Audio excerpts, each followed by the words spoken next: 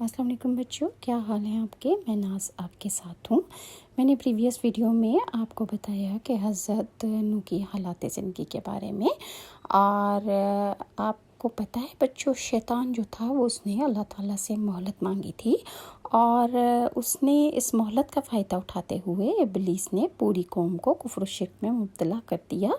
اور حضرت نوح کی جو قوم تھی، انہوں نے گھروں کو بت کدے بنا لیا اور 5 بتوں کو اپنا معبود بنا لیا تھا، اور انہی کی پوجا کرتے تھے، اور ان سے اپنی مشکلیں جو تھے وہ اور حاجتیں اپنی ان سے مانگا کرتے تھے۔ ان بتوں کے نام ود، سوا، یغوث، یعوق اور نصر بتائے جاتے ہیں۔ اور جب حضرت ادریس کی تعلیمات کو بھی وہ بھلا چکے تھے، حضرت آدم کی تعلیمات کو بھلا چکے تھے، اور ان کی کافرانہ حرکتیں جو تھیں وہ دن بدن بڑھتی جا رہی تھی، اور جو حضرت نوح علیہ السلام انہیں منع کرتے، وہ حضرت نوح کے ساتھ بدتمیزی سے پیش آتے، اور ان کی حرکتیں جو تھیں وہ دن بدن غلط سے غلط ہوتی جا رہی تھیں۔ اور ان کی حضرت نوح جو تھے وہ بہت زیادہ پریشان تھے، اور اللہ کے آگے بہت زیادہ گریہ زاری بھی کرتے تھے، اور ان کی نگاہیں بار بار بیت المعمور کی جانب اٹھتی تھیں۔ وہ منتظر تھے کہ اللہ کب ان کی تباہی و بربادی کا حکم نازل فرمائیں گے، لیکن اللہ کے فیصلے تو بڑی حکمت کے ہوتے ہیں۔ حضرت عبداللہ بن عباس سے روایت ہے کہ اللہ تعالیٰ نے حضرت نوح کو 40 برس کی عمر میں نبوت عطا فرمائی۔ طوفان سے پہلے آپ مسلسل 950 برس تک اپنی قوم کو واعظ و تبلیغ کرتے رہے۔ قرآن کریم میں سورہ عنکبوت میں اللہ تعالیٰ کا ارشاد ہے، اور ہم نے نوح کو ان کی قوم کی طرف بھیجا تو وہ ان میں 50 برس کم 1000 برس رہے، اور یوں قرآن کی تصریح کے مطابق ان کی عمر 950 برس سے زیادہ تھی۔ اور حضرت ابن عباس روایت کرتے ہیں کہ نبی کریم صلی اللہ علیہ وآلہ وسلم نے فرمایا، کسی نبی کو اپنی قوم کے ہاتھوں اتنی تکلیف اور اتنی اذیت نہیں پہنچی جتنی حضرت نوح کو اپنی قوم کے ہاتھوں برداشت کرنی پڑی۔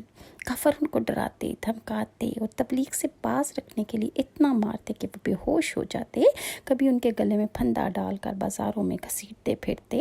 حضرت ابن عباس سے روایت ہے کہ ان کی قوم انہیں اتنا مارتی کہ وہ گر جاتے تو ان کو کمبل میں لپیٹ کر کسی مکان یا ویرانے میں ڈال دیتے، اور سمجھتے تھے کہ وہ انتقال کر گئے ہیں، مگر جب ان کو ہوش آتا تو وہ پھر اللہ تعالیٰ کی طرف سب کو بلانے میں مصروف ہو جاتے۔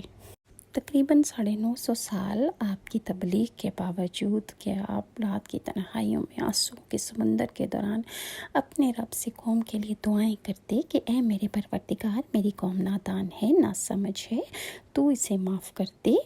اور یعنی کہ آپ نے ہر طریقے سے ان کو سمجھانے کی کوشش کی، لیکن وہ لوگ باز نہ آئے، اور آپ کی 900 سال کی تبلیغ کے نتیجے میں صرف 80 لوگ آپ پر ایمان لائے۔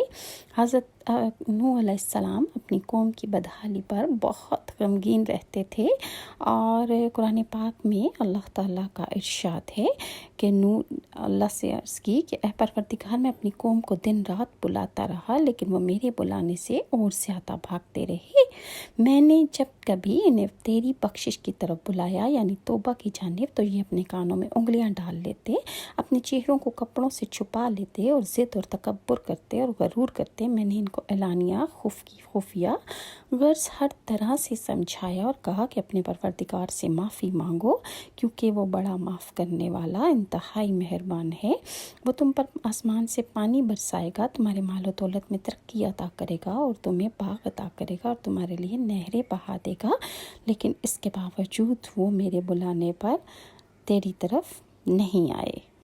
لہٰذا اللہ تعالیٰ نے حضرت نوح کی گزارشات بارگاہ خداوندی میں قبول فرما لی، اور اللہ تعالیٰ نے ان کی طرف وحی نازل فرمائی۔ قرآن کریم میں ارشاد ہے، اور نوح کی طرف وحی کی گئی کہ تمہاری قوم میں جو لوگ ایمان لا چکے ہیں ان کے سوا اب اور کوئی ایمان نہیں لائے گا، تو جو یہ کر رہے ہیں ان کی وجہ سے غم نہ کھاؤ، اور ایک کشتی ہمارے حکم سے ہمارے روبرو بناؤ، اور ان کافروں سے متعلق اب کوئی گفتگو ہم سے نہ کرنا، کیونکہ اب یہ سب غرق کر دیے جائیں گے۔ ابن کثیر نے لکھا ہے کہ بعض بزرگوں کے مطابق اللہ تعالیٰ نے حضرت نوح کو یہ بھی حکم فرمایا کہ فلاں درخت اگاؤ جس سے کشتی بنائی جائے گی، تو حضرت نوح نے وہ درخت اگائے، اور وہ درخت تقریباً 100 سال تک اگے، اور پھر اس کا انتظار کیا، پھر ان کو کاٹ کر چھیلا، اور پھر ایک قول کے مطابق 100 سال یا 140 سال کا عرصہ جو تھا وہ لگ گیا، اور وہ لکڑی جو درخت جو لگائے گئے وہ ساگوان کی درخت کی لکڑی تھی، اور دوسرے قول کے مطابق کہ وہ صنوبر کے درخت کی لکڑی تھی۔ حضرت ابن عباس سے روایت ہے کہ اس کی کشتی کی لمبائی 1200 گز، چوڑائی 600 گز تھی، اور ایک اور قول کے مطابق لمبائی 2000 گز اور چوڑائی 100 گز تھی۔ حضرت سوری فرماتے ہیں کہ حضرت نوح کی کشتی کو اندرونی اور بیرونی حصوں میں تارکول یعنی ڈامر اچھی طرح سے ملنے کا حکم ملا تھا، اور ہدایت کی گئی تھی کہ کشتی کے سامنے کا حصہ بلندی کو اٹھا ہوا ہو تاکہ وہ پانی کو چیر سکے۔ اس کشتی کی اونچائی 30 گز تھی، اور اس میں 3 منزلیں تھیں۔ کشتی کے اوپر ایک ڈھکن تھا جس سے وہ بند کر دی جاتی تھی، اور حضرت نوح کشتی بنانے میں مصروف تھے۔ قوم کے سردار آپ کے پاس سے گزرتے تو ہنستے مذاق اڑاتے، پھپتیاں کستے، یہاں تک کہ کشتی تیار ہو گئی۔ اور جب عذاب الہی کا وقت آیا تو اللہ تعالیٰ نے حکم دیا کہ ہر قسم کے جانوروں کا ایک ایک جوڑا اس میں رکھ لو۔ حضرت نوح نے احکام خداوندی کے مطابق سب کو سوار کر لیا اور عبادت الہی میں مصروف ہو گئے۔ آخرکار طوفان کے آثار ظاہر ہونے لگے، اور دیکھتے ہی دیکھتے زمین کے ہر گوشے سے پانی ابلنے لگا۔ آسمان سے قیامت خیز بارش ہر شے کو بہا کر لے جانے کے لیے تیار ہو گئی، گویا قیامت کا منظر تھا۔ کشتی طوفان کے پہاڑ جیسی اونچی لہروں پر تیر رہی تھی۔ حضرت نوح نے اپنے بیٹے کنعان کو دیکھا جو ایک اونچے مقام پر موجود تھا۔ انہوں نے کہا، اے بیٹے، ہمارے ساتھ کشتی میں سوار ہو جا اور کافروں کے ساتھ نہ رہ۔ اس نے کہا، ابا میری فکر نہ کرو، میں ابھی اس سب سے اونچے پہاڑ پر چڑھ جاؤں گا اور پانی سے بچ جاؤں گا۔ حضرت نوح نے کہا، آج قہر الہی سے کوئی نہیں بچ سکتا، اور اسی دوران ان دونوں کے درمیان پانی کی ایک بہت بڑی لہر حائل ہو گئی اور وہ غرق ہو گیا۔ حضرت نوح نے اپنے رب سے اپنے بیٹے کی مغفرت اور نجات کے لیے عرض کی کہ اے پروردگار، تو میرے گھر والوں کی بخشش کا وعدہ فرمایا ہے، تو یہ بیٹا بھی میرے گھر والوں میں آتا ہے۔ تو اللہ تعالیٰ نے فرمایا، اے نوح، وہ تیرے اہل میں سے نہیں ہے کیونکہ اس کے اعمال اچھے نہیں ہیں۔ طوفان نوح میں پانی کی لہریں اس قدر بلند تھی کہ انہوں نے روئے زمین کے تمام پہاڑوں کو بھی چھپا لیا تھا۔ زمین پر کوئی بھی چیز زندہ سلامت نہ تھی، سب کچھ نیست و نابود ہو چکا تھا۔